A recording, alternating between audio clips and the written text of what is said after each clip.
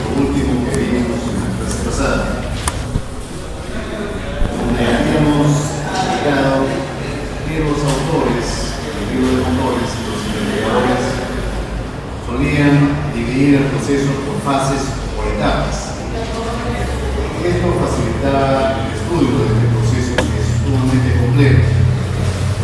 Entonces, la mayor parte de autores coinciden en clasificar este proceso en tres etapas claramente definidas. La primera etapa, la etapa inicial, comienza cuando salta la chispa. Eso ocurre unos grados antes de que el pistón llegue al punto muerto superior, en el punto 1. En la práctica, ese ángulo está comprendido entre 5 y 40 grados antes del punto muerto superior. Mientras más rápido se mueve el motor, gira el desarrollo del motor, entonces más adelante hay que darle ritmo a la función. En esta primera etapa, el efecto de la conducción sobre el programa referido apenas si se nota. No se manifiesta el efecto de la combustión ni en la presión ni en la temperatura. Es como si no se hubiese producido efectivamente la combustión.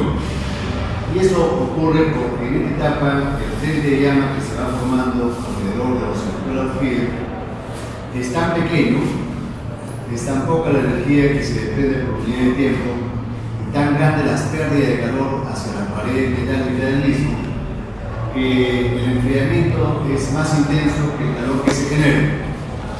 Entonces, esto provoca de que la llama se desarrolle muy lentamente. El frente de llama se mueve en forma de capas sucesivas, capas muy delgaditas, pero que tienen muy poca energía portable. Hasta que vean ustedes ese frente va creciendo paulatinamente.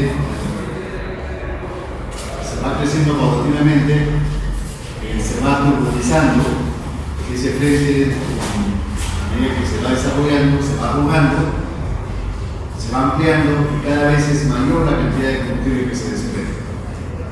Eso provoca la turbulización de la mezcla se vuelve turbulenta. Esto provoca a su vez que cada vez se desprenda más calor, hasta un punto en que el frente de llama alcanza la zona de turbulencia que provoca la forma de la cámara del motor. Unos expulsores provocan una turbulencia llamada squish, que provoca una turbulencia radial hacia adentro. Cuando el frente de llama entra a esta zona, entonces la combustión se intensifica notablemente. Se genera mucho calor y entonces rápidamente la presión dentro del cilindro crece. Eso ocurre entre los puntos 2 y 3. Pero a partir del punto muerto superior sabemos que el volumen dentro del cilindro se va incrementando. Este incremento del volumen tiene un efecto adverso sobre la presión y sobre la temperatura. Hasta el punto que es el calor que se genera en la combustión logra compensar este efecto adverso.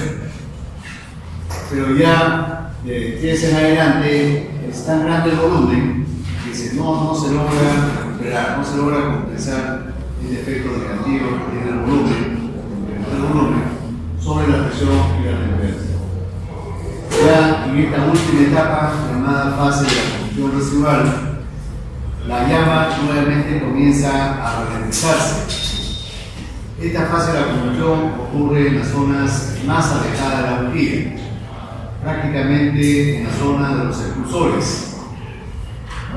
Entonces, el efecto de la pared provoca un enfriamiento intenso. Esa zona de la cámara tiene una relación área-volumen local muy alta. Eso provoca el enfriamiento de la llama y hace que la combustión se ralentice. Esta ralentización por supuesto, alarga el proceso de combustión y lo vuelve ineficiente. Incluso hay la posibilidad de que en esta fase la llama se apague anticipadamente, provocando la mayor emisión de hidrocarburos sin quemar. Entonces, eso es lo que habíamos explicado al final de la clase pasada. Vamos a explicar ahora con un poquito más de detalle cada una de estas fases y de qué factores depende específicamente cada una de ellas.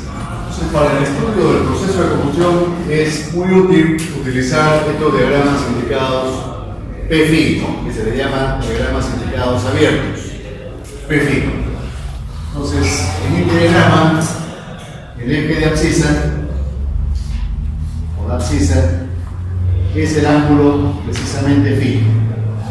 Sabemos que phi es proporcional al tiempo. Como referencia se ubica el punto muerto superior. A la izquierda del punto muerto superior está el proceso de compresión y a la derecha está el proceso de expansión.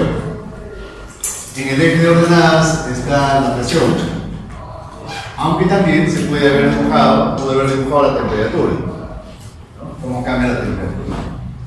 En el proceso de compresión, a medida que el pistón va subiendo, la mezcla aire-combustible se va comprimiendo. Esto provoca el aumento tanto de la presión como de la temperatura. Si no hubiese de por medio una chispa, bueno, a partir del punto muerto superior, la presión comenzaría nuevamente a decaer en forma casi simétrica. Pero eso en un motor no tiene mucho sentido, ¿no? Tenemos que hacer que esa mezcla se encienda. Y sabemos que el encendido se produce instantes antes de que el pistón llegue al punto muerto superior. La distancia angular con respecto al punto muerto superior, le hemos llamado phi sub e, lo hemos simbolizado como phi sub e. Phi sub e era el ángulo de adelanto del encendido. Phi sub e es el ángulo de adelanto del encendido.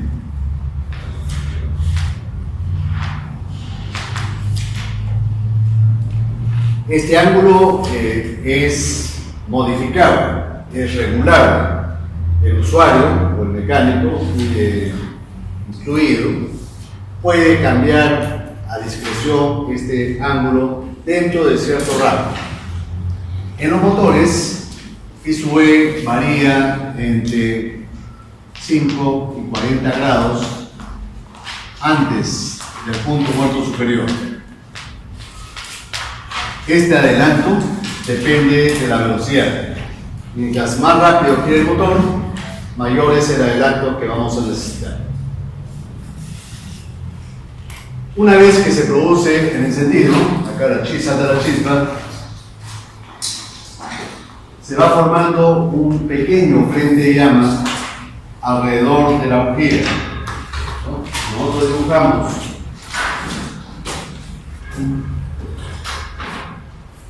un cilindro, una cámara de combustión, voy a dibujar una cámara acá.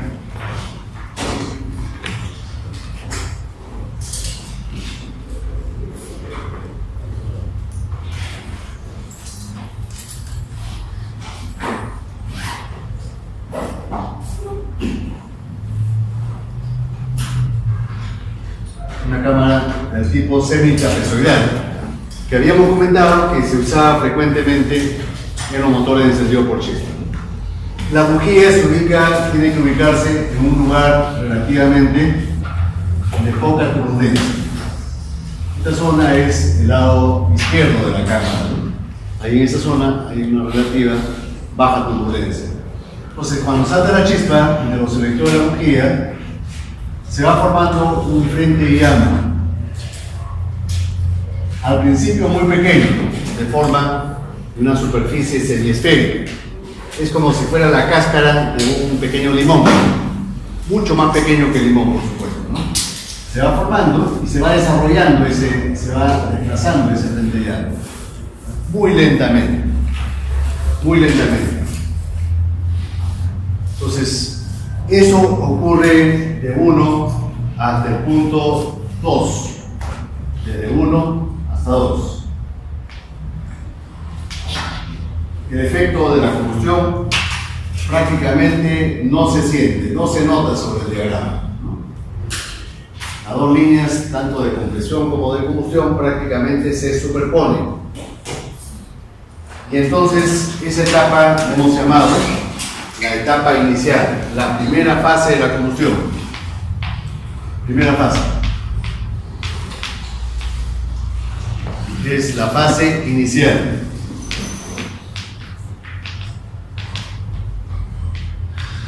Esta fase es la fase de la formación.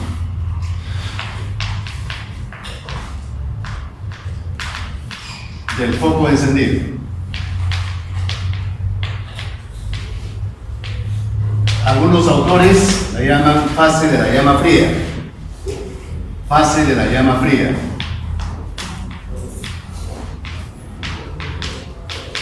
El combustible está ardiendo, pero el efecto calorífico no se nota.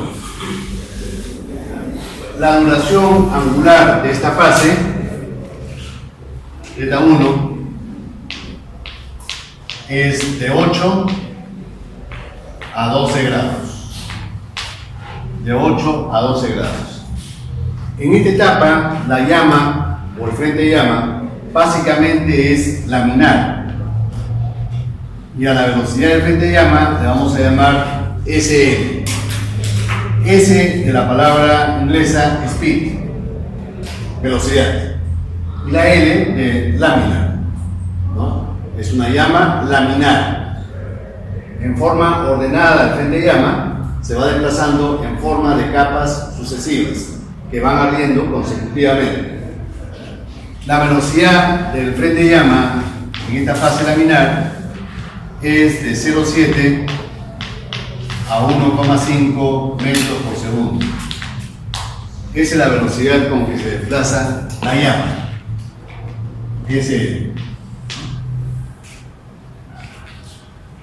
La gran parte del calor que se genera en esta fase de la combustión se pierde hacia las paredes. ¿Ya? Se pierde hacia las paredes metálicas. Gran parte del calor se pierde hacia las paredes metálicas. Esta pérdida o este enfriamiento hace que la combustión se ralentice en esta primera etapa. Es por eso que la llama avanza con lentitud. Gran parte del calor se va hacia las paredes. Lo mismo ocurre en forma analógica cuando encendemos una fogata. Al principio, la fogata es tan pequeña que no se nota el efecto de la llama. Vemos que la fogata está ardiendo, pero no sentimos el calor que se irradia. La gran parte del calor se va como pérdidas. Lo mismo ocurre en la cámara.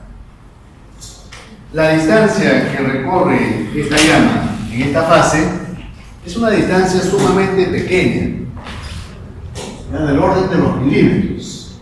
Esta distancia en esta primera fase es de 5 a 6 milímetros. Esa es la distancia que recorre el frente de llama, de 5 a 6 milímetros. Pero paulatinamente la llama va creciendo. El frente de llama se va engrosando y se va acelerando.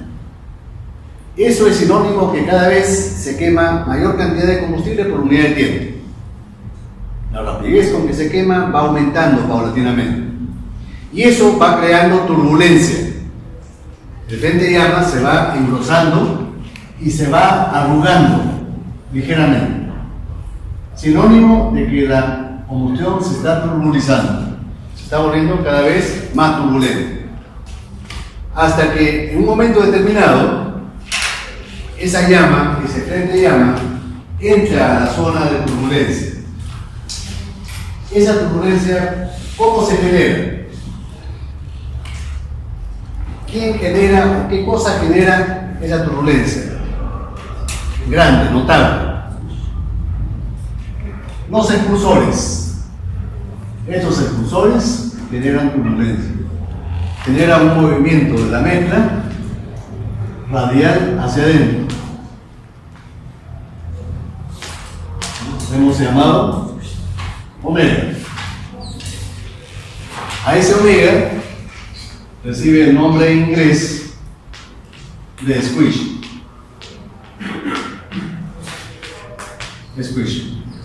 Y entonces, ¿cuál es el efecto que tiene ese squish sobre la llama?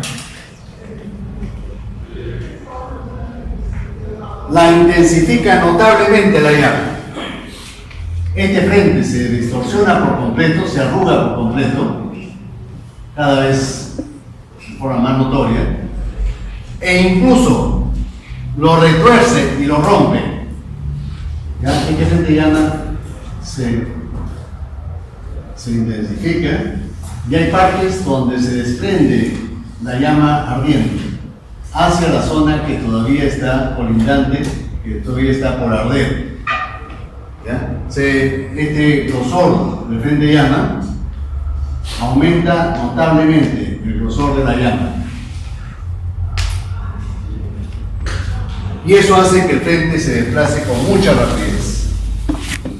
A partir del punto 2, entonces, comienza la fase principal, la segunda fase. La segunda fase. La habíamos llamado fase principal.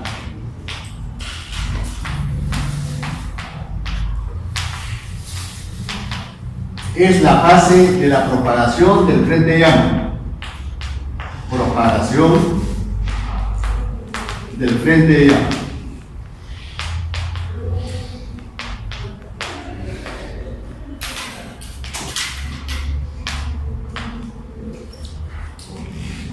Esta fase tiene una duración en grados, una duración angular θ2 de 25 a 30 grados de giro del cigüeñal. Y más o menos se encuentra ubicada con respecto al punto morfo superior en forma simétrica.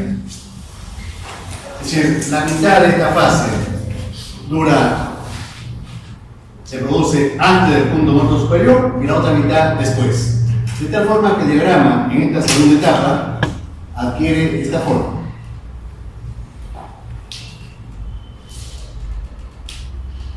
De 2 a 3. Esa es la segunda fase. De 2 a 3. Esto es θ2. θ1 es de 1 a 2. Esto es θ1.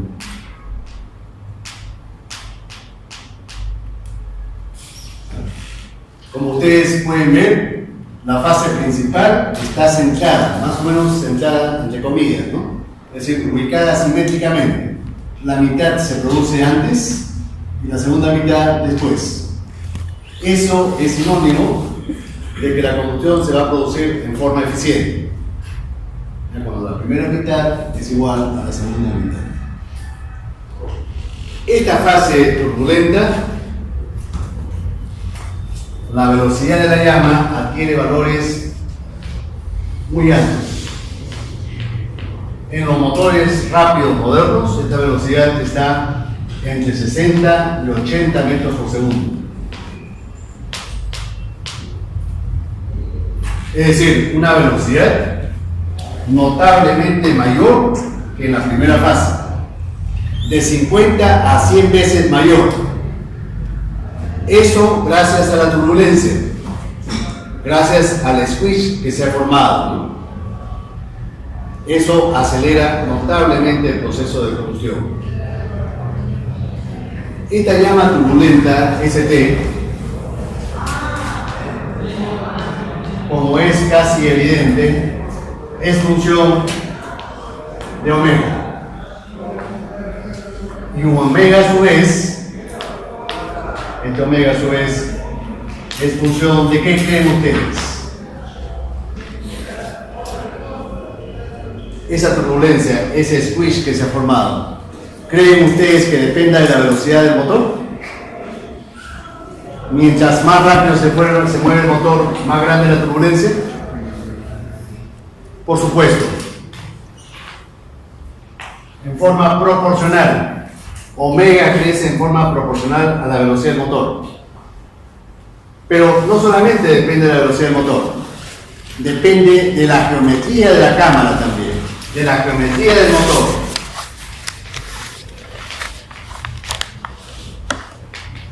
Geometría del motor.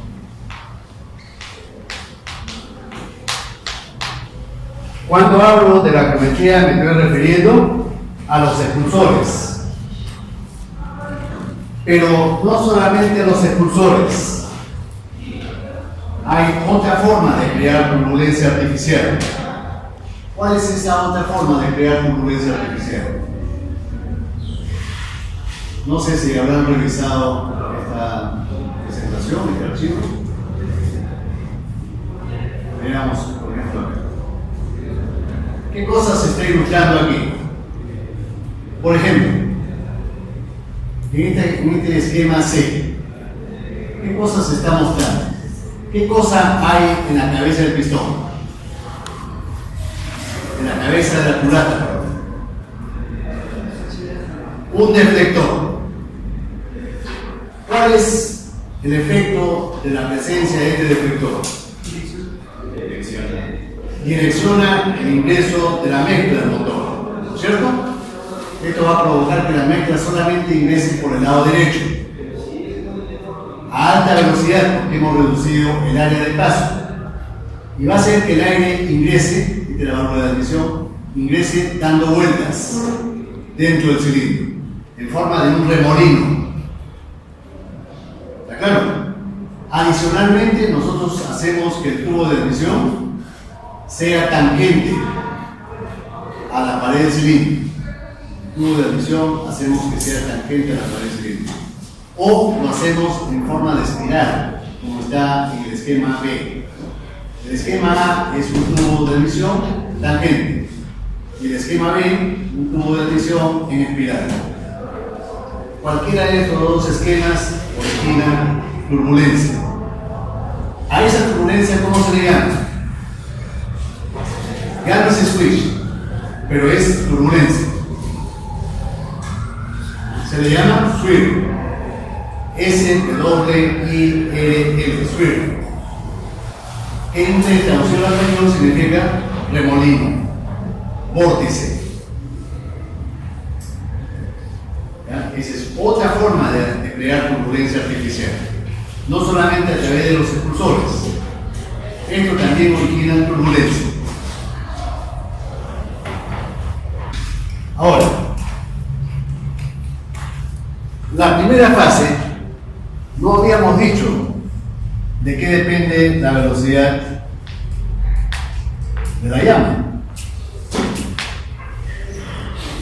Obviamente, la turbulencia no juega un papel importante.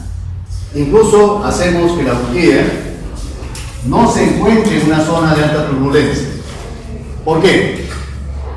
Porque la alta turbulencia puede provocar que la llama se apague. Tal como ocurre cuando encendemos una fogata. Al inicio, cuando encendemos una fogata, la protegemos de la ráfaga de viento, como hemos dicho ya varias veces. Se les pone cartones o plásticos o las mochilas o lo que tengamos a disposición. Entonces, en un motor también se procura que la bujía esté en un lugar relativamente de baja turbulencia. Entonces, la turbulencia no juega un papel muy importante. ¿Cuál creen ustedes que es el factor más importante?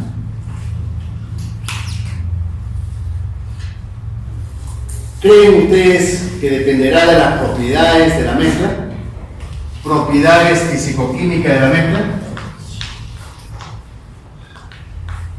Propiedades fisicoquímicas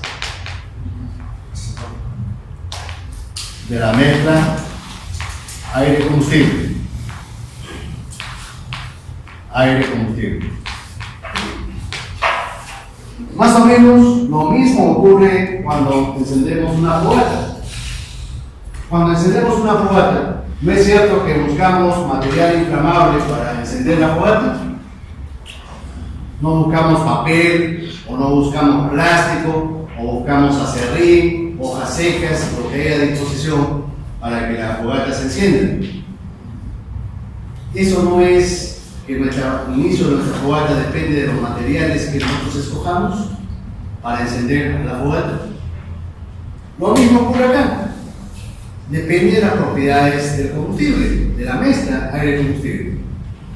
Si ustedes han tenido curiosidad en ver esta presentación, ¿qué cosa ustedes han visto?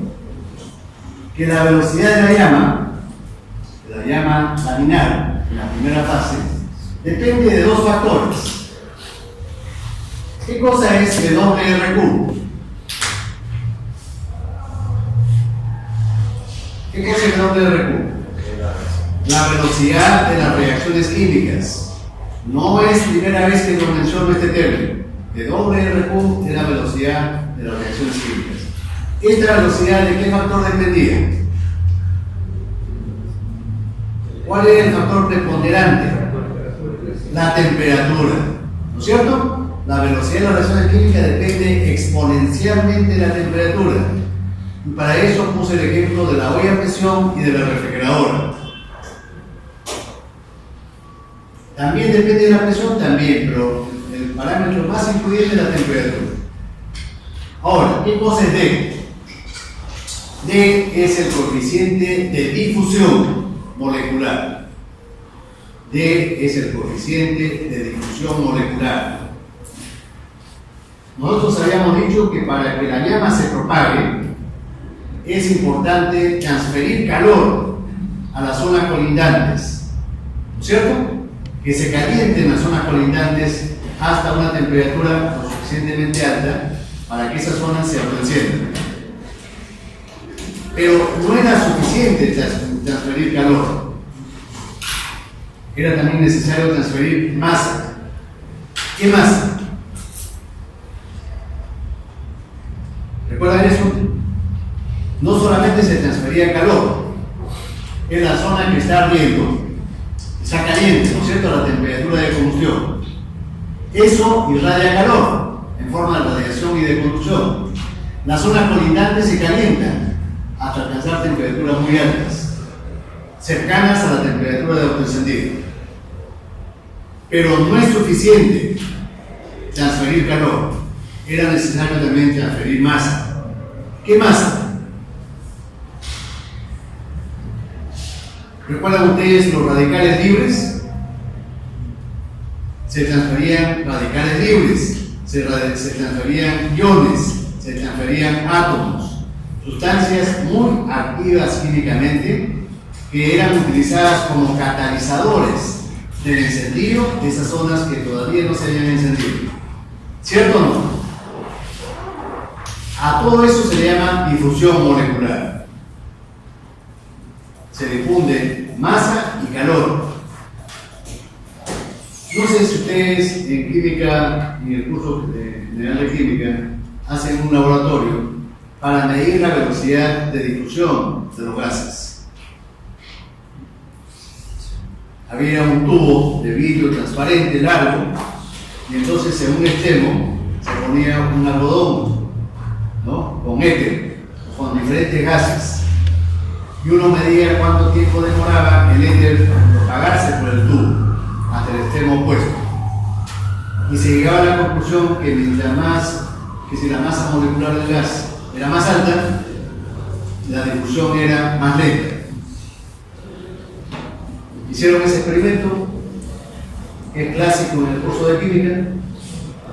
Entonces vemos aquí que precisamente este coeficiente de difusión molecular depende, entre otros factores, por ejemplo, del coeficiente de conducción de calor, K, el coeficiente de conducción de calor. Mientras mayor sea el coeficiente de conducción de calor, entonces la llama se va a propagar más rápido. Depende inversamente proporcional del calor específico de lo que se está quemando y depende de la densidad del gas celeste, el gas donde se está propagando la llama. Si el gas que se va a quemar es, por ejemplo, muy denso, entonces la llama se va a propagar con más lentitud. Si la sustancia, el gas que se está por arder tuviese un peso molecular muy alto, obviamente eso va a dificultar la difusión y la llama, va a obstaculizar la propagación de la llama. Vemos acá que la presión, por ejemplo, es uno de esos factores negativos al inicio de la combustión. Si la presión de esta mezcla aumenta, el coeficiente de difusión sorprendentemente disminuye. Pero eso ocurre solamente al principio. Después la presión ya ayuda, ¿no? Mientras más presión significa más concentración y la velocidad aumenta. Eso ocurre ya en la segunda fase. Entonces vean ustedes, la primera fase depende de las propiedades de la mezcla. Depende de las propiedades de la mezcla. Si nosotros hiciéramos un dibujo de cómo cambia esta velocidad de la llama laminar, ¿qué tendríamos? Entonces, si yo dibujo SL en función de alfa, alfa también lo consideramos como una propiedad. Y entonces, si como referencia ponemos alfa igual a 1 aquí,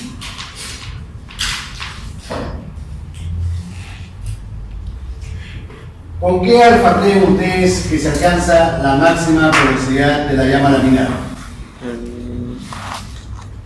En general, la combustión, ¿con qué valor de alfa adquiere su máxima velocidad?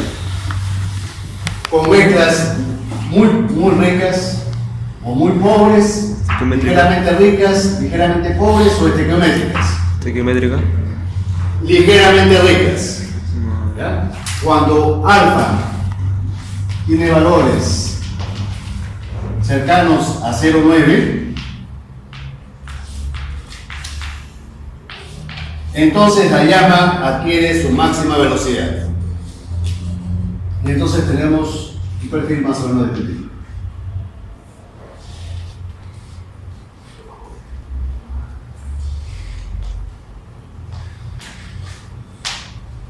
Con alfa igual a 0,9, la llama adquiere su máxima velocidad. Esto ocurre tanto en la primera fase como en la segunda.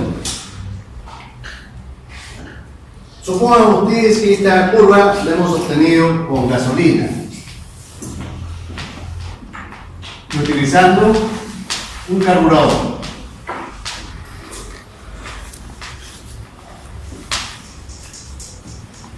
Observamos también en esta curva que la llama abruptamente se apaga cuando la mezcla se empobrece excesivamente. ¿No es cierto? No hay llama a la derecha de esta línea vertical, no hay llama. Así salte una chispa, la llama se va a apagar. A este alfa se le llama alfa del límite inferior de inflamabilidad. El límite inferior de inflamabilidad. Si pueden copiar todo ese término. Límite inferior de inflamabilidad. Eso nos determina la mezcla más pobre que se va a encender. ¿Cuánto vale el alfa para esa mezcla más pobre que se puede encender? En un motor vale de 1,2 a 1,3.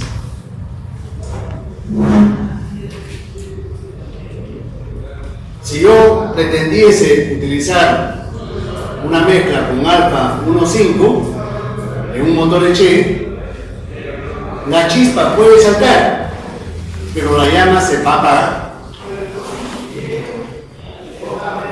Ese rango solo para el motor H, ¿no? Solamente para el motor H.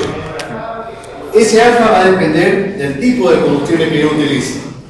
Si utilizo, por ejemplo, gas, vamos a tener otro alfa, pero muy cercano a ese valor. Y también podemos ver que mezclas demasiado ricas tampoco arden. A la izquierda de esta línea vertical, por más que salte la chispa, la llama se va a apagar. A este alfa le vamos a llamar alfa del límite superior de inflamabilidad. Ese alfa nos indica la mezcla más rica que aún se puede encender. ¿Cuánto vale? En los motores vale de 0,6 a 0,7.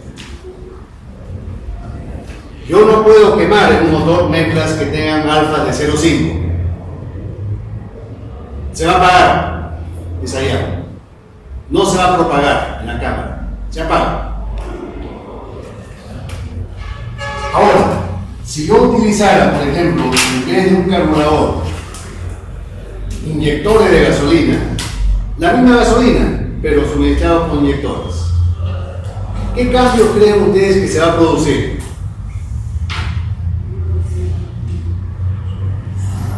Voy a dibujarlo.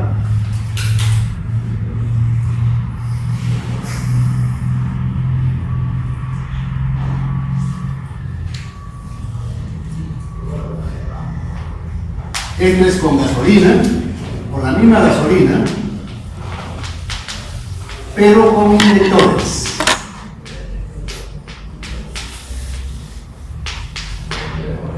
¿Qué notamos? Primero, que la máxima velocidad ha crecido. Eso es sinónimo que la combustión va a ser más rápida.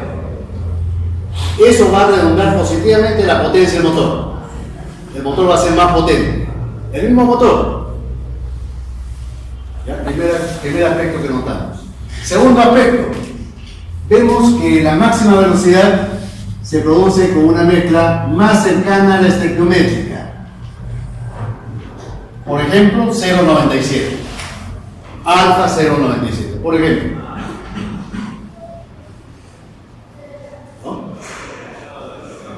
Mientras más homogénea es la mezcla, la máxima velocidad se va a producir con un alfa más cercano al valor estequiométrico de 1. Y tercera observación importante. ¿Qué más se puede observar? Que los límites de inflamabilidad se han extendido un poco.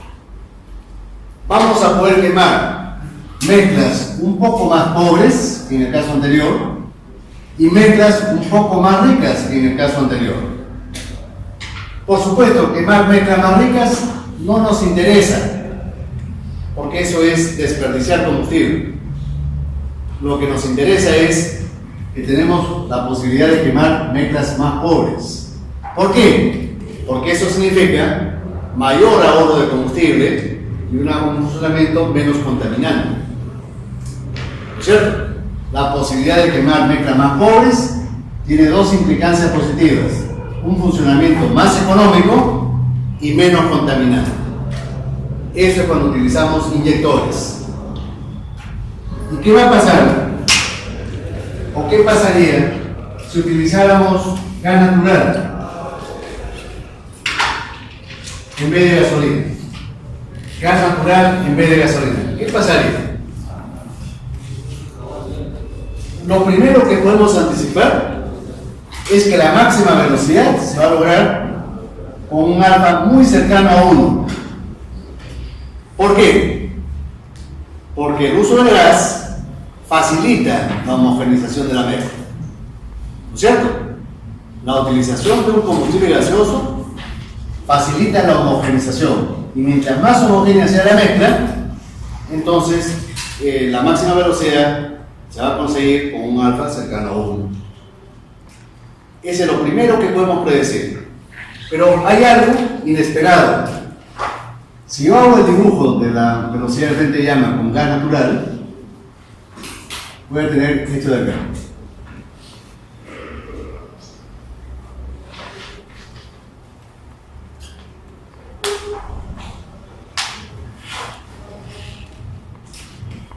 Prácticamente con alfa igual a 1 obtengo la máxima velocidad de frente de llama. Pero algo que no esperaba era que esa máxima velocidad sea menor que con gasolina. ¿No es cierto? ¿Por qué creen ustedes que ocurre eso? ¿Por qué la velocidad máxima es menor que con gasolina? Ese gas natural, ¿de qué se compone? Básicamente, metano. Y no es cierto que el metano tiene un alto octanaje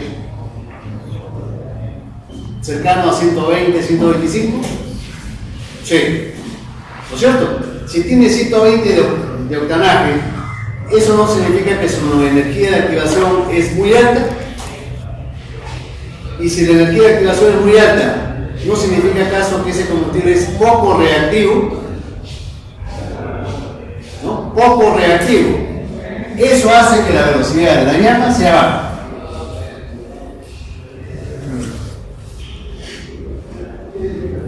También vemos que los límites de inflamabilidad se han extendido un poco. No mucho, pero se han extendido un poquito, ¿no? Eso es como consecuencia de la mejor homogenización de la mezcla. Siempre los combustibles gaseosos permiten una mezcla más homogénea. Entonces, alfa tiene una influencia notoria, no solamente sobre SN, sino también sobre ST. Alfa también tiene una influencia notoria. Y las propiedades, las otras propiedades, menos, ¿no? Menos influencia. Menos influencia. El que mayor influencia ejerce es la turbulencia. Ahora, en la segunda fase se quemaba la mayor parte del combustible. ¿Cuánto se quema en esta segunda fase? Dijimos de 70 a 80% de todo el combustible. Vamos a ampliar un poquito eso, de 70 a 90% del Q/C. Q/C es la energía química contenida en el combustible. La mayor parte. Entonces, si nosotros queremos optimizar el funcionamiento del motor, tenemos que preocuparnos en primer lugar de optimizar la segunda fase. Que la segunda fase se ubique centrada con respecto al punto muerto superior, ¿no es cierto? La fase principal debe ubicarse cerca del punto muerto superior. Entonces, si toda esta fase θ2 dura de 25 a 30 grados, ¿cuánto durará esta distancia angular? Del punto muerto superior al punto 3. La mitad del rango, ¿no es cierto? Le vamos a llamar phi de pz. Phi donde se adquiere la presión máxima. Y esto aproximadamente es igual a θ2 sobre 2. En la práctica, esto vale de 12 a 15 grados después del punto muerto superior. Este es el indicador que nos dice que la combustión está bien ubicada con respecto al punto muerto superior.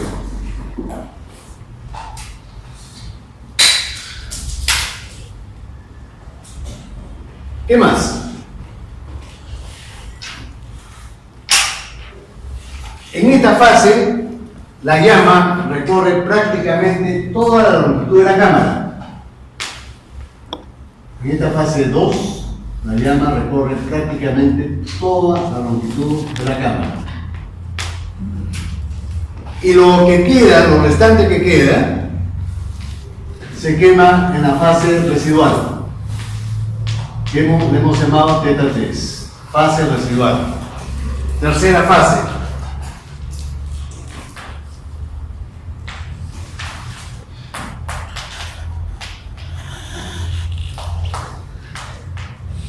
Es la fase de la extinción de la llama, es donde la llama se apaga paulatinamente.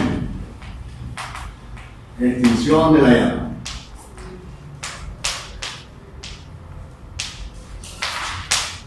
¿Cuánto dura esta fase?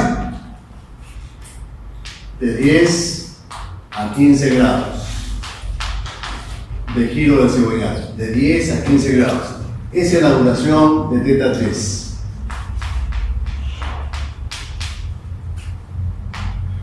Y en esta fase se quema de 5 a 15% de todo el calor contenido del combustible, de 5 a 15%.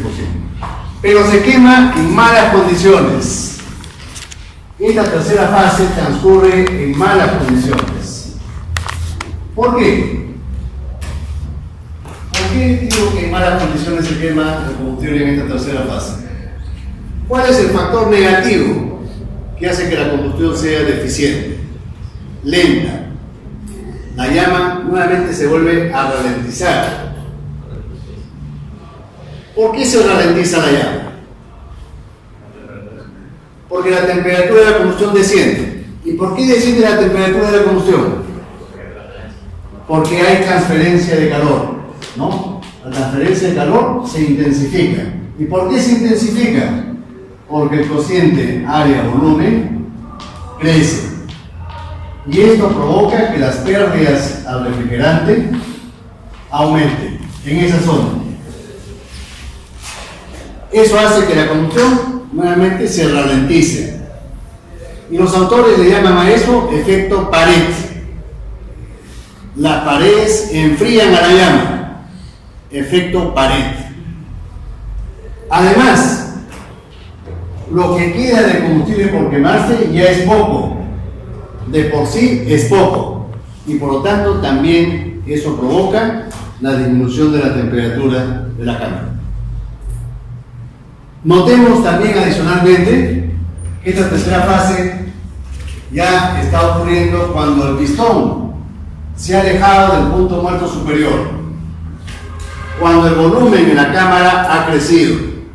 Y ya sabemos que el crecimiento del volumen en la cámara trae como consecuencia la disminución de presión y temperatura. Entonces todos los factores son adversos también en esta tercera fase. No queremos, por supuesto, que esta fase se prolongue mucho. No queremos que la llama se haga muy lenta con el peligro inminente de que la llama se apague. ¿Qué cosa hacemos para que esta tercera fase no dure mucho? Para que se acelere un poquito. ¿Recuerdan ustedes que este squish que se formaba en este lado tenía un efecto positivo sobre la llama en esta fase residual? ¿No es cierto? Ese squish evita de que la llama se apague. Porque si no, hay el peligro inminente que la llama se apague. O que la llama se propague muy lentamente, en forma muy deficiente. ¿Ya? Cuando la llama se ralentiza, entonces es donde comienza a emitirse los hidrocarburos sin quemar. A los hidrocarburos sin quemar le vamos a llamar HC. Entonces, en esta fase es donde se forman los hidrocarburos sin quemar. Contaminantes. Hidrocarburos contaminantes. Esto va a incrementarse si es que la llama se enfría demasiado en esa zona, o de repente si se apaga.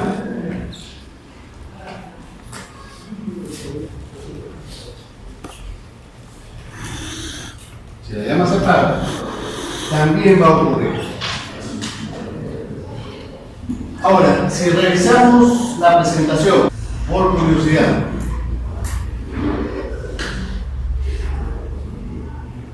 la llama turbulenta. ¿De qué depende la velocidad de la llama turbulenta? Nuevamente de dos factores importantes. La velocidad de la reacción química y la turbulencia. Noten ustedes que en la segunda fase, para ST, no he puesto yo las propiedades físico-químicas del combustible. No he puesto ahí. Entonces, ya sabemos que la velocidad de las reacciones químicas depende exponencialmente de la temperatura. La temperatura sigue siendo un factor preponderante, principal, para la primera y para la segunda fase. Pero además vean ustedes que hay otro factor importante, la turbulencia. Ya sabemos que hay dos tipos de turbulencia por ahora.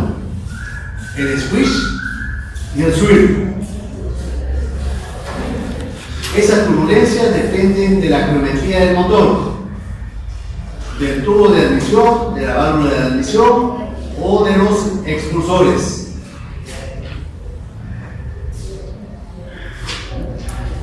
Vean ustedes que la velocidad de la llama aumenta notablemente. Para la llama laminar, ¿cuánto varía? De 0,7 a 1,5 metros por segundo. Para la llama turbulenta, ¿cuánto vale?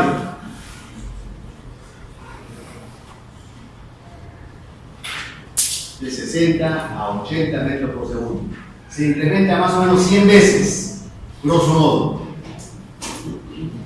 Pero no solamente se incrementa la velocidad, también se incrementa el espesor de la frente de llama. La llama laminar tenía un espesor menos de 1 milímetro. La llama turbulenta ha crecido 20 veces. Una cáscara más gruesa. Sinónimo de que en ese instante se está quemando mucho más combustible. Por eso que se siente el efecto de la llama.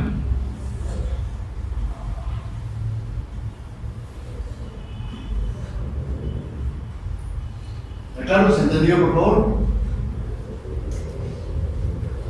Ahora, a los alumnos de la clase de 8 a 10 también les expliqué esta diapositiva. No sé si ustedes la han visto, la han ojeado.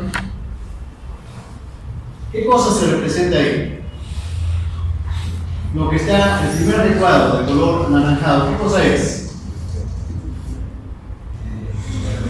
La forma es clásica, ¿no es cierto? De inmediato la distinguimos. Es la primera ley de la termodinámica en su forma diferencial. Acá tenemos el calor contenido como energía química dentro del combustible, dentro de la mezcla. La energía total contenida en el combustible como energía química.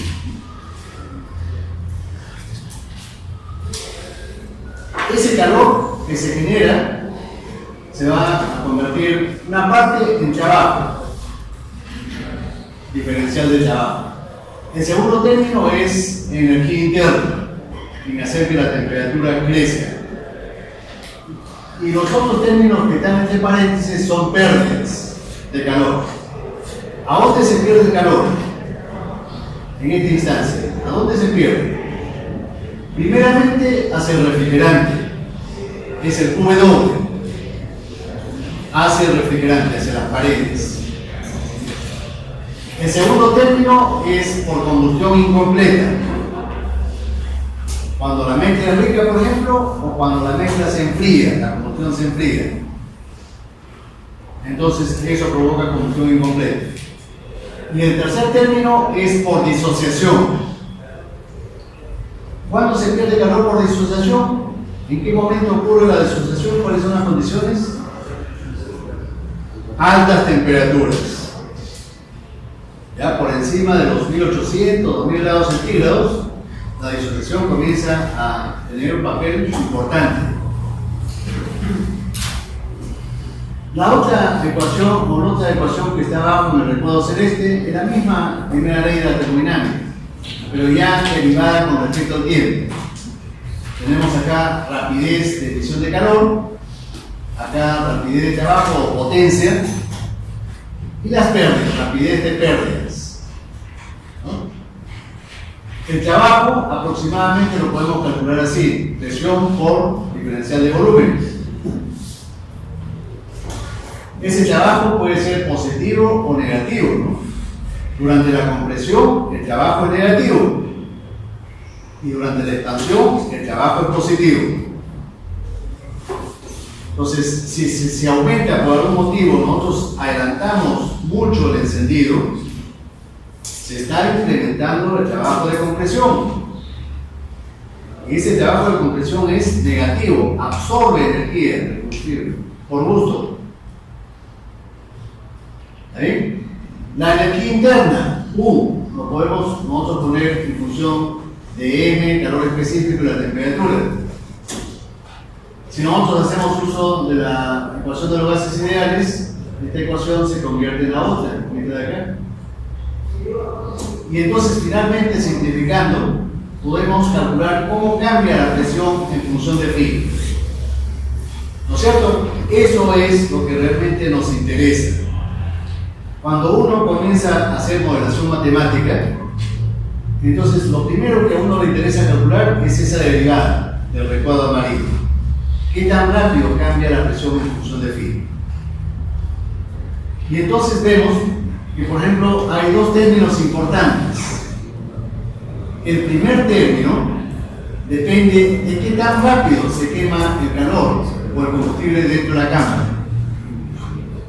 Si el combustible se quema más rápido, entonces la presión crece también en forma proporcional más rápido.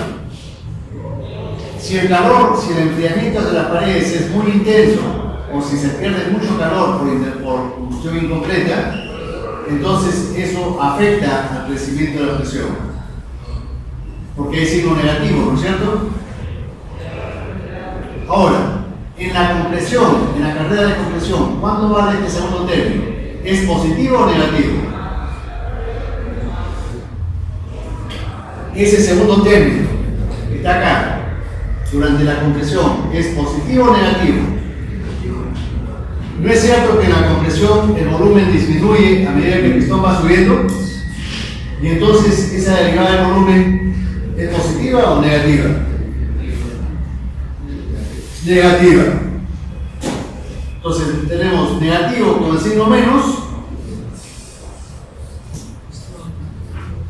se hace positivo, ¿no es cierto? La presión crece en el proceso de compresión. Si es que nosotros, por ejemplo, adelantamos mucho el encendido, la presión máxima va a crecer. Y dijimos en su momento que eso origina trabajo negativo durante la compresión, ¿no? Si la combustión se produce con mucha anticipación, si el encendido se produce con mucha anticipación, eso provoca una explosión dentro del cilindro, pero una explosión anticipada, antes de tiempo. Eso origina una contrapresión dentro del cilindro que se opone al movimiento del pistón hacia arriba, ¿no es cierto? Más bien, en la expansión, esto de acá, si aumenta mucho el volumen, por ejemplo, ¿qué va a pasar en la expansión? La presión baja. El aumento del volumen en la expansión provoca un efecto negativo sobre la presión. Por eso que la combustión no debe demorarse mucho, ¿no? Debe producirse cerca del punto muerto superior. Si se produce muy lejos del punto muerto superior, ya esta derivada crece notablemente y eso tiene un efecto adverso sobre la presión. Entonces, si es que ustedes se animan, por ejemplo, a hacer modelación matemática,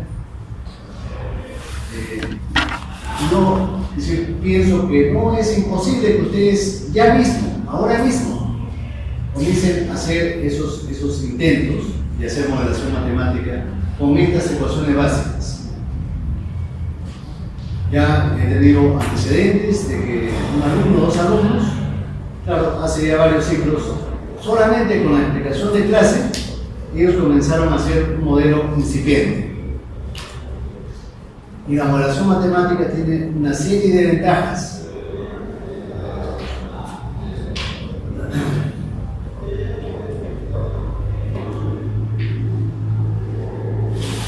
Bueno, ¿qué más?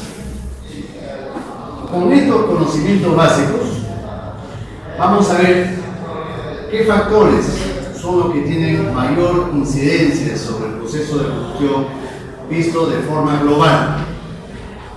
¿Qué factores son los que tienen más incidencia en la combustión y sobre las fases de la combustión? Eso es lo que vamos a estudiar de inmediato. Ya con estos conocimientos básicos que tenemos, podemos nosotros afrontar esto. Vamos a considerar el primer factor el siguiente: la composición de la mezcla aire-combustible. Primer factor. la composición de la mezcla aire-combustible. Entre paréntesis, alfa. ¿Cómo influye alfa en la combustión? ¿Cómo influye alfa en la combustión? Primeramente, vamos a considerar. Primer punto, alfa. Y cuando, por ejemplo, alfa adquiere valor 0,9, una mezcla ligeramente rica, ¿qué cosa dijimos en su momento? ¿Qué permitía esta mezcla con este alfa? Más velocidad. La máxima velocidad de la llama laminar y de la llama turbulenta. Ambas llamas incrementan su velocidad.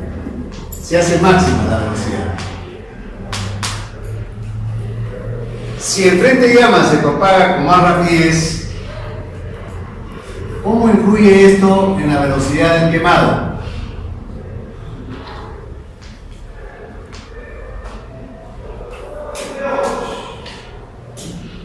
Ese QC con un puntito arriba es flujo de calor. Es la velocidad con que se desprende el calor del combustible. ¿No son sinónimos acaso? Si el frente de llamas se desplaza con la máxima velocidad, ¿no significa eso también que el combustible se está quemando con la máxima velocidad? Sí, no, son sinónimos, son proporcionales. Esto también se hace máximo. Y si el combustible se quema rápidamente, ¿qué efecto tiene esto sobre la potencia del motor?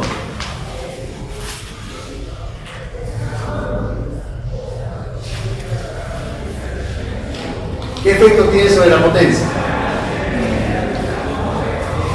La potencia también se maximiza.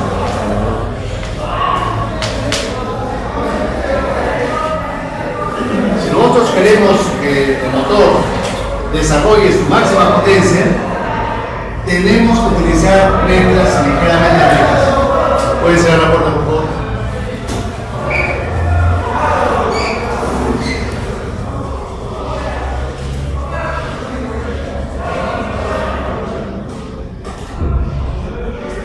Tenemos que utilizar mezclas ligeramente ricas. Pero utilizar mezclas ligeramente ricas también tiene desventajas. ¿Cuáles son las desventajas? La que hemos puesto ahí obviamente es una ventaja. Eso maximiza la potencia. Pero lamentablemente también hay desventajas. ¿Cuáles son?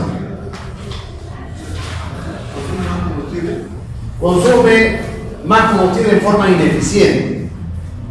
La eficiencia de la combustión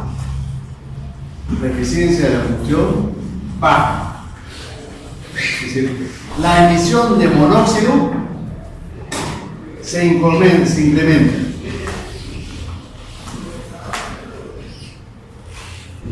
La producción de monóxido se incrementa y la eficiencia disminuye.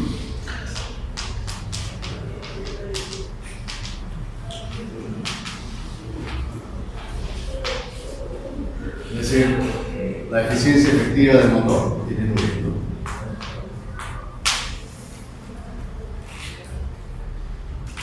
Pero además hay otro factor menos conocido, positivo. ¿Cuál es otro beneficio de utilizar mezclas ricas? Esto por supuesto es negativo, esto también es negativo. Pero hay un efecto positivo poco conocido. ¿Cuál es? La estabilidad del funcionamiento. Estabilidad del funcionamiento. ¿Y qué cosa es eso? ¿En qué consiste? Como su nombre lo indica, es un trabajo del motor silencioso, el más silencioso. Segundo, la velocidad del motor uniforme en el tiempo, pareja la velocidad del motor en el tiempo. ¿Está claro? Entonces, la vibración del motor, casi inexistente, casi sin vibración. Un funcionamiento estable. Entonces, esto obviamente es positivo el efecto, ¿no? Igual que la potencia. Que la potencia se haya maximizado también es positivo.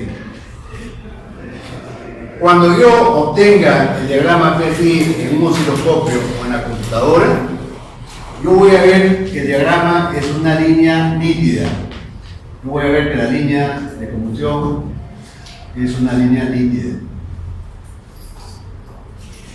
Cuando yo visualizo este diagrama en un osciloscopio en la computadora, yo estoy viendo no un ciclo de trabajo, estoy viendo centenares de ciclos superpuestos, consecutivos. ¿Ya?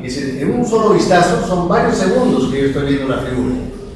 En ese segundo que estoy viendo, ¿cuántos ciclos se están produciendo en el motor? Centenares. En un solo segundo se están produciendo centenares de ciclos. Entonces lo que yo veo son varios ciclos consecutivos. Eso no es una fotografía, es una secuencia. ¿No es cierto? Lo que yo veo en la computadora o en el osciloscopio no es una foto, sino que es una secuencia de varios ciclos. Y si yo lo veo a esto como una línea nítida, ¿qué significa eso? Que el funcionamiento es estable.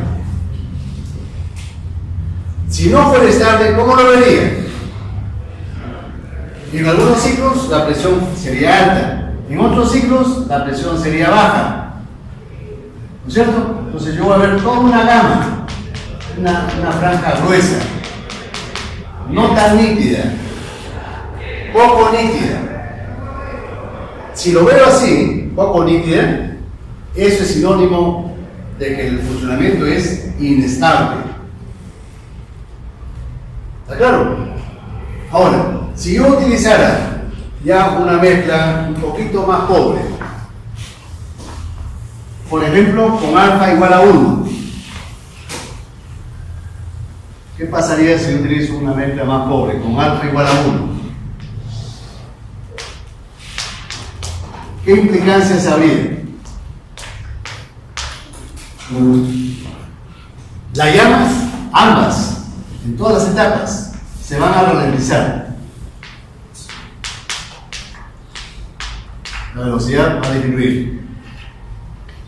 La velocidad de quemado también va a bajar, por supuesto, en forma proporcional. Tu set punto va a bajar. La potencia del motor va a disminuir, porque estoy utilizando mezclas más pobres. Esto es negativo, ¿no? Pero en compensación voy a tener que otros aspectos mejoran. ¿Cuáles mejoran? La eficiencia va a aumentar.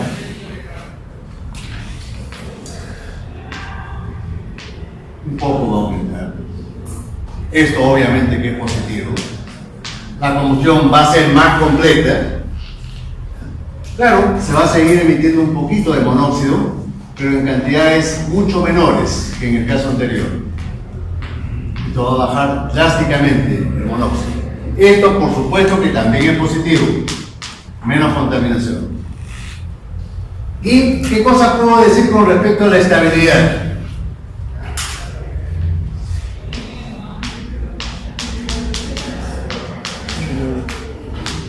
La estabilidad empeora. Empeora. Esto es negativo. Cuando yo vea el diagrama en un osciloscopio, ya no voy a ver una línea nítida. Voy a ver una línea gruesa, más borrosa. Esto es sinónimo de inestabilidad. Si yo utilizara una mezcla más pobre todavía, por ejemplo, 1.15 o 1.20, ¿qué tendría?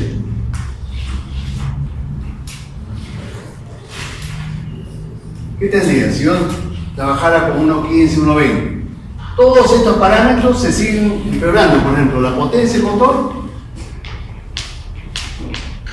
sigue bajando. Con respecto al caso anterior, incluso, sigue bajando. La emisión de monóxido disminuye. El monóxido casi se hace inexistente, casi cero. Casi cero. Pero, sorprendentemente, la eficiencia podría ser que comience a bajar. Podría ser, no lo estoy afirmando, podría ser. ¿Y por qué podría bajar? ¿Cuál sería el factor que causa esto, que la eficiencia repentinamente comienza a bajar? Si la mezcla la estoy empobreciendo, y mezcla pobre es garantía de combustión completa, ¿por qué entonces empeora la eficiencia? Porque ya estamos en el límite inferior de inflamabilidad. En algunos ciclos la llama, la chispa, va a saltar, pero la llama se va a apagar. Estamos en el límite de inflamabilidad, límite inferior de inflamabilidad. Entonces puede ocurrir que la llama se apague en varios ciclos. Y si la llama se apaga en varios ciclos, el combustible que ingresó al cilindro en esos ciclos no se quema. Y si no se quema, ¿qué significa? Desperdicio de combustible y además ¿qué? El incremento de los hidrocarburos HC podrían crecer.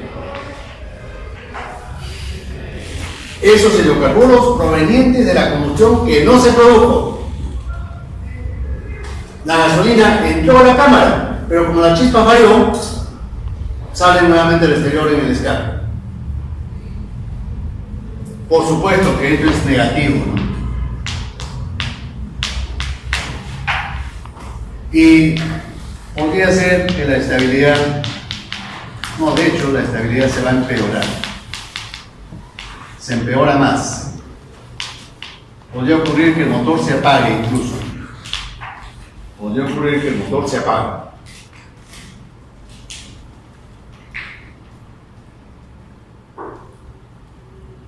Ahora, todas estas tres condiciones de alfa, todos estos tres valores, se hacen con una premisa: la velocidad constante del motor y la posición de la mariposa también constante.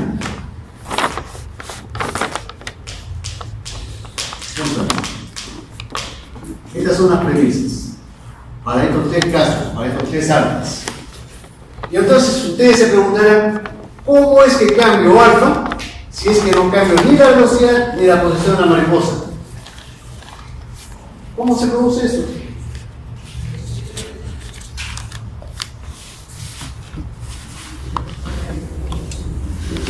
Por definición alfa, ¿cómo se calcula? Alfa es la relación del aire con respecto al combustible real con respecto al LCR. ¿No? Si yo no cambio ni la velocidad ni la posición de la mariposa, entonces G sub A es constante. ¿No es cierto? La velocidad constante, posición de la mariposa constante, eso determina que G sub A es constante. Entonces la única posibilidad para que alfa cambie es que el combustible sea variable. ¿Y cómo hacemos que el combustible sea variable? Si yo dibujo acá un tubo de admisión y dibujo, por ejemplo, un carburador, Venturi del carburador, acá el tubito surtidor, acá la cuba de combustible, dentro del surtidor se encuentra una obstrucción, una pequeña obstrucción. Si yo agrando esta zona del surtidor para ver en qué consiste la obstrucción. Supongan ustedes que este es el tubo surtidor. Es un tubito fino, ¿no? Capilar. Y dentro de eso hay una obstrucción de bronce. Un tapón de bronce. Pero ese tapón de bronce no es ciego. Ese tapón de bronce tiene un agujero central. Más o menos de esta forma.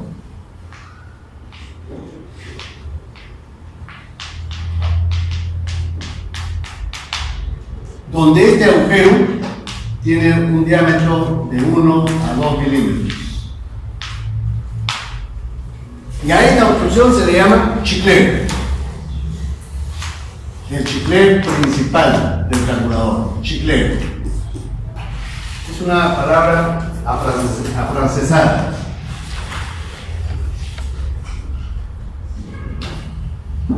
Ese término proviene del francés. Claro, en francés no se escribe así, ¿no? Ahora, ¿han escuchado ese término, el chiclero? No. Antes era... Claro, los motores con carburador están desapareciendo, incluso en nuestro medio. Cada vez son menos los motores con carburador. Pero todavía hay. Y entonces, antes sí era conocido esto.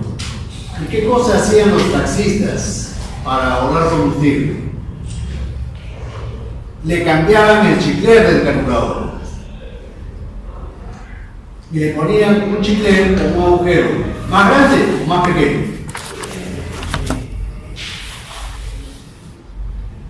Pregunta para ustedes, ¿eh? No es para mí. Más pequeño, efectivamente, para que suba menos combustible de la cuba. ¿No? Si yo le pongo un diámetro más pequeño, estoy produciendo más obstrucción a la salida de la gasolina. Entonces el motor consumía menos gasolina, porque le habíamos puesto un chicler más chiquito, de menos diámetro. Entonces para el taxista eso era economía de combustible, ahorro de combustible, ¿no? Pero en perjuicio, ¿qué cosas se producían? Eso también tenía su parte negativa, ¿no? Yo mejoro la economía del combustible, ahorro combustible, pero tenía consecuencias también algunas malas. ¿Cuál era? Los motores y el vehículo perdía pique, perdía aceleración. La aceleración está en función del combustible. Si yo restringo el combustible, estoy restringiendo la aceleración. Entonces no tenía mucho pique. Pero los taxistas pues no hacen carrera de piques, ¿no? Aunque algunos sí. Pero lo que le interesa a los taxistas es ahorrar combustible. Entonces ellos le ponían un chicler más pequeño, a pesar de que sabían con anticipación que la aceleración iba a ser menor. Que iban a poder cargar menos carga, iban a poder llevar también menos carga. El taxista pues no lleva mucha carga, lleva un pasajero, dos pasajeros a los uno, ¿no? Aunque a veces más. ¿Está bien? ¿Estamos a menos claro? Segundo aspecto. La relación de compresión. Éxito. Segundo aspecto. La relación de compresión. Éxito. Ya nosotros sabemos que la tendencia mundial en la fabricación de motores H, es hacerlos cada vez con mayor relación de compresión. Y que la razón de eso es la economía de combustible. Motores más económicos.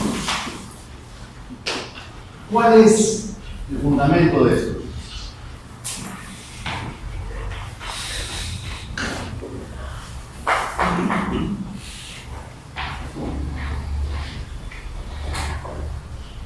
Dos, excelente.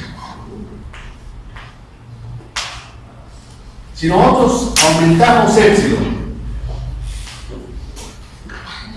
sabemos que la repercusión inmediata es que PC y TC van a aumentar. presión y temperatura máxima al final de la compresión aumentan. Eso, desde el punto de vista de la combustión, de las condiciones de combustión y del encendido, ¿es positivo o no? ¿No es cierto que la chispa va a ser más potente cuando aumenta PC? ¿No es cierto que la combustión va a ser más estable y más intensa cuando aumente PC y TC? Eso ya lo sabíamos con anticipación. Esto mejora el encendido y mejora la combustión. ¿Pero por qué? ¿Por qué motivo? Vamos a ver. Vamos a utilizar una comparación. Dos casos. El primer caso, cuando el motor tenga una relación de compresión relativamente baja.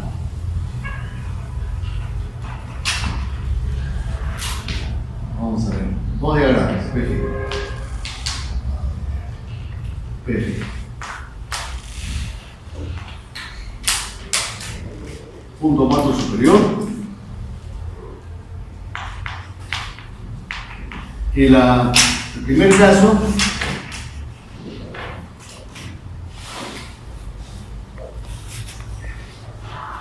cuando la relación de compresión, por ejemplo, tenga valor de 9.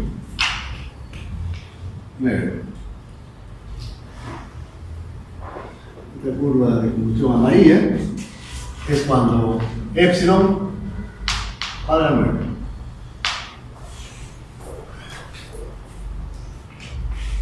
Pero supongan ustedes que tenemos otro motor con una relación de compresión de 11. 11 es valor normal ahora en la actualidad. Entonces, un motor con mayor relación de compresión tiene otra curva de compresión más alta. Supongan ustedes que no cambio el adelanto del encendido. El encendido hago que se produzca en el mismo punto. Phi sub E constante. Supongamos que mantengo eso. Y entonces, ¿qué va a pasar? A la primera fase, ¿qué le va a ocurrir? Cuando yo tengo una relación de compresión mayor, esta curva es con epsilon igual a 11. ¿No es cierto que la chispa va a ser más potente? Y la chispa más potente va a ocasionar que la combustión sea más rápida. La primera fase se va a cortar. Va a ser más rápida, más corta. A la segunda fase le va a ocurrir lo mismo.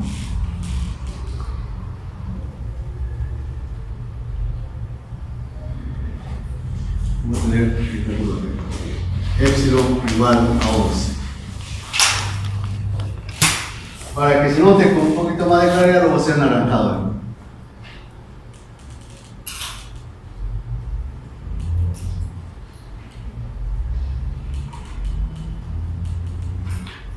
Este es epsilon igual a 11.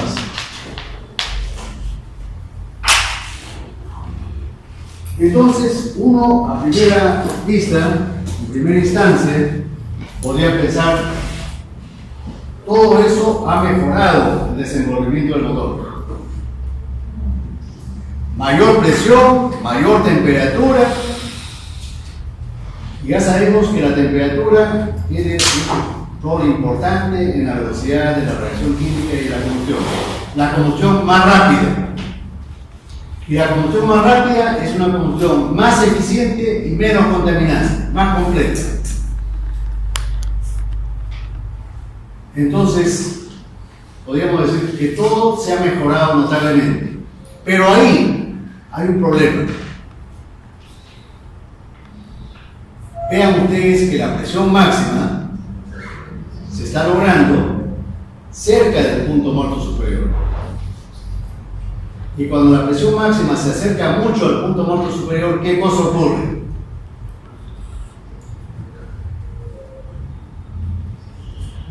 ¿Qué cosa ocurre? Dijimos que el valor óptimo de phi de pz, ya sabemos qué cosa es phi de pz, el valor óptimo, ¿cuánto vale?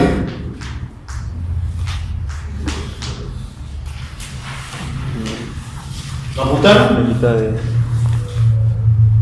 del tiempo. De 12 a 15 grados. No lo apuntaron, ¿ves? De 12 a 15 grados después del punto muerto superior. Si este ángulo disminuye por debajo de este valor, significa que la presión máxima se ha pegado mucho al punto muerto superior. Ya cuando la vela y la manivela están casi alineadas en la misma vertical, eso es efectivo para producir torque. ¿Eso es efectivo? No hay brazo de palanca. Por eso que el valor óptimo está en este rango de 12 a 15. Pero vemos que con la línea anaranjada, cuando utilizo epsilon igual a 11, se ha acercado mucho al punto muerto superior. Este ángulo ya no es 12, es menos. Este de acá vale 12.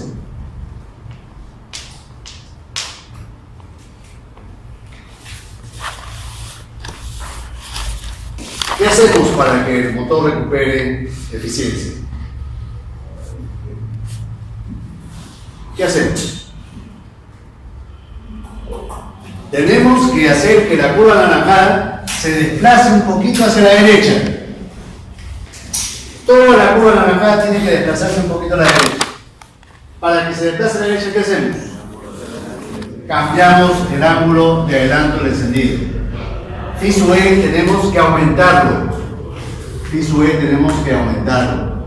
No, disminuirlo, perdón. Disminuirlo, atrasar la chispa. Para que toda la curva anaranjada se desplace un poquito hacia la derecha. ¿Está claro? De todas maneras, así hiciéramos esto, así atrasáramos la chispa, vemos que no solamente va a crecer la presión máxima, la temperatura también va a crecer y con ello aumenta un peligro. ¿Qué peligro? Tendencia al autoencendido y la detonación. Aumenta la tendencia al autoencendido, tendencia a la detonación y autoencendido. Aumenta. Así atrasemos la chispa. ¿Qué nos obliga a esto? Esto último, ¿qué cosa nos obliga? A utilizar una gasolina de mayor octanaje. Los motores de alta relación de compresión obligan a utilizar gasolinas de mayor octanaje. Pero una gasolina de mayor octanaje es más cara, salvo que utilicemos gas natural barato, ¿no?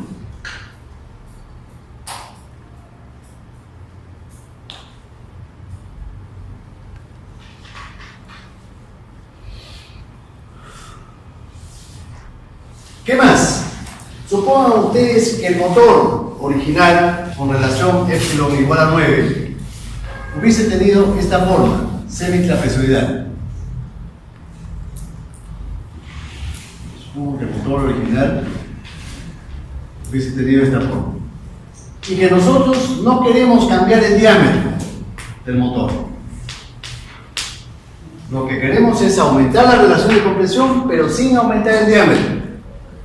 Sin cambiar la carrera. ¿Qué tendríamos que hacer?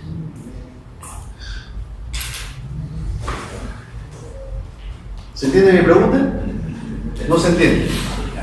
Supongan ustedes que este motor tiene epsilon igual a 9. Yo quiero pasarlo a 11.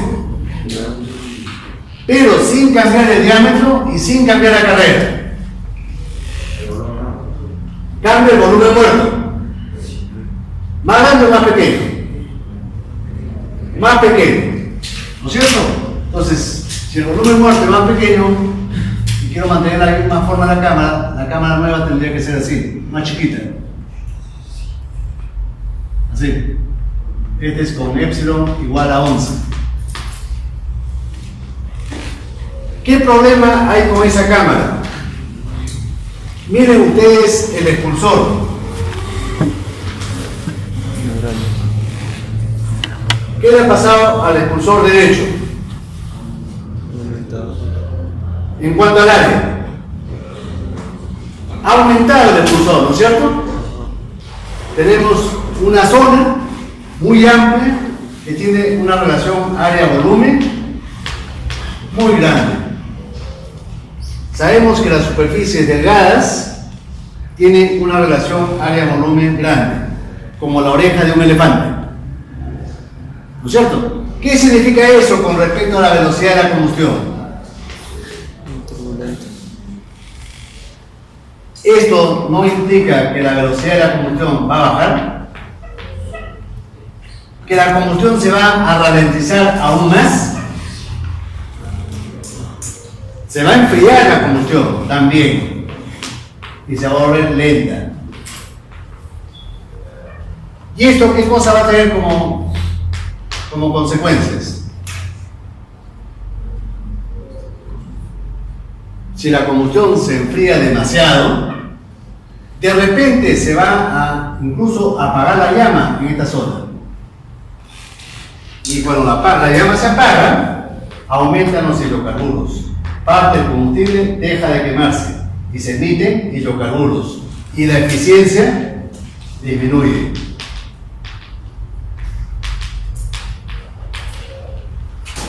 Entonces, este problema hay. Además, como ha crecido la temperatura máxima de combustión, ¿qué problema ecológico trae como consecuencia esto?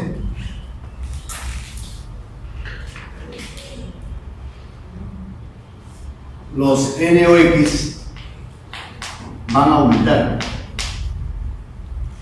Entonces, haber pasado de 9 a 11 tiene dos implicancias ecológicas serias. Van a aumentar de hecho los NOx y van a aumentar de hecho también los hidrocarburos. Lo único que va a bajar es el monóxido, pero los NOx y los hidrocarburos van a aumentar. Claro, al fabricante y al usuario le interesa hacer motores de alta relación de compresión porque son motores económicos, son motores potentes. Pero para que se sigan vendiendo en el mercado norteamericano y en los mercados de los países desarrollados, hay que bajar esas emisiones de NOx y de hidrocarburos. Si no, no pasan las normas y no se pueden vender en los países desarrollados. ¿Está claro? Los fabricantes tienen que solucionar ese problema.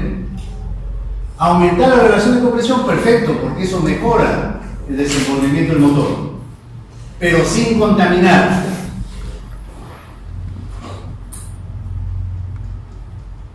A ver, ustedes averigüen qué se puede hacer para bajar la contaminación. Busquen a ver en internet un elemento, un accesorio que se le pone al motor que se llama convertidor catalítico. ¿Han escuchado ustedes eso? ¿El convertidor catalítico? Ya, busquen convertidor catalítico de 3 vías. Convertidor catalítico de 3 vías.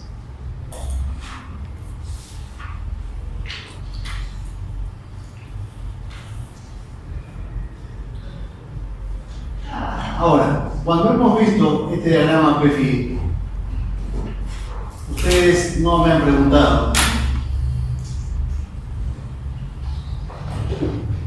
¿qué cosas son estas curvas que están abajo?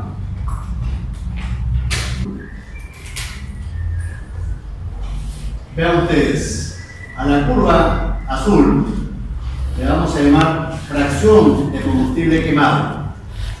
Es una fracción.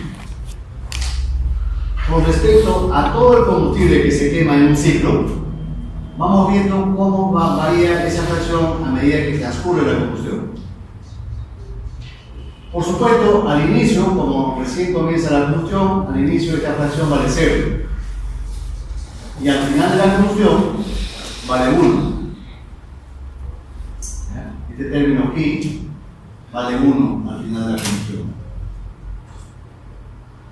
Vemos, por ejemplo, que en la segunda fase de este punto, el punto 2, punto 3, se quema la mayor parte del combustible. Eso está de acuerdo con lo que mencioné en la clase. ¿Qué cifra mencioné? ¿Qué fracción se quemaba en la fase principal de la combustión? De 70 a 90%. ¿Es coincidente con los valores que ahí se muestran? Sí. En la segunda fase veo que abarca la mayor parte de la curva azul. La mayor parte. Pero más importante que la fracción de combustible quemado es con qué rapidez se quema el combustible. ¿No es cierto? ¿Por qué la rapidez es más importante que esa fracción? ¿No es cierto acaso que si yo quiero obtener alta potencia, la combustión y el combustible debe quemarse con rapidez? Yo puedo tener la misma cantidad de combustible que se quema, pero en un largo tiempo. Para efectos de la potencia, ¿eso sirve? No. No solamente es importante la cantidad, sino más importante es la rapidez con que se quema el combustible. Y la curva roja es una derivada. Una derivada con respecto a phi. Pero sabemos que phi es proporcional al tiempo.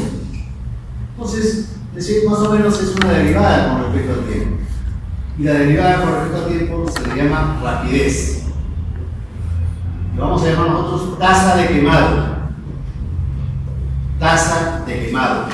La rapidez con que se quema el combustible. Esa es la derivada. ¿Qué notamos con respecto a esa tasa de quemado? Notamos dos cosas interesantes. ¿Dónde se logra el máximo de la velocidad de quemado? Punto muerto. Cerca del punto muerto superior, ¿no es cierto? Muy cerca del punto muerto superior. Después del punto muerto superior.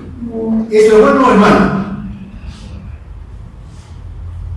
Que la mayor rapidez de quemado se produzca cerca del punto muerto y después del punto muerto, simultáneamente, ¿es bueno o es malo?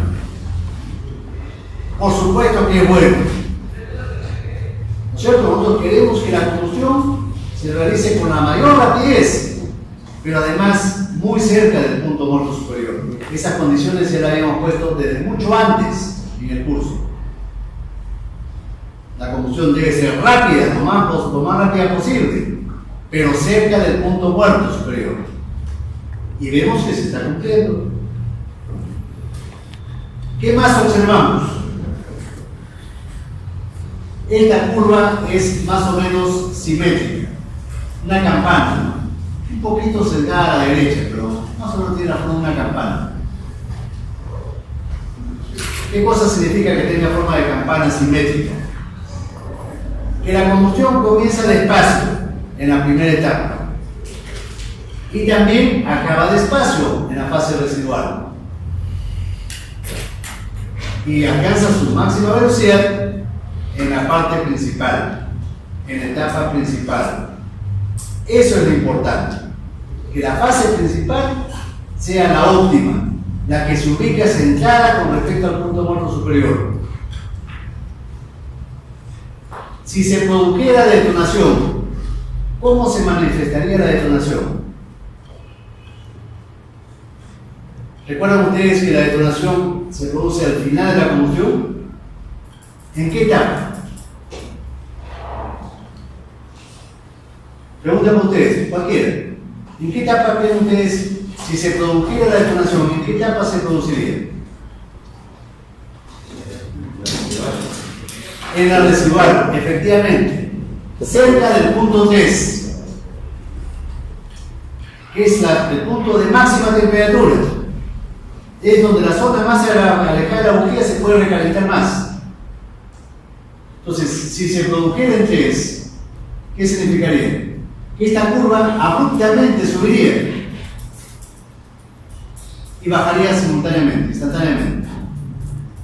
¿Qué efecto habría sobre la presión y la temperatura si la curva de rapidez de quemado se elevaría abruptamente en el punto 3?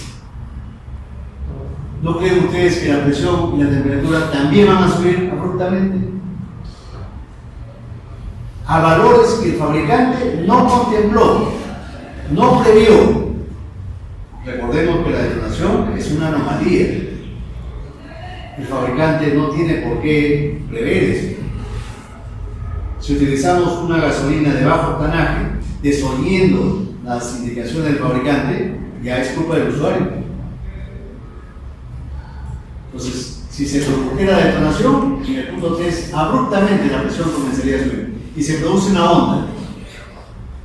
Recordemos que cuando hay cambios abruptos de la presión, siempre se producen ondas. Eso lo vamos a ver después. Ya estoy adelantando un poco. Bueno, yo quisiera pedirles, invocarles, no se contenten con lo que les estoy explicando. Estos capítulos de combustión del motor Chery y del motor diésel es mucho más amplio de lo que yo puedo hablarles en clase. Necesitaría yo pues todo un ciclo para hablarles de combustión. Y ese tiempo no lo tenemos disponible. Entonces, ¿qué cosa les estoy pidiendo? Que lean por su cuenta. Además de repasar esta presentación en PowerPoint, lean por su cuenta. No es suficiente tiempo para explicarles los detalles de esto. Necesitaríamos un ciclo completo para la combustión.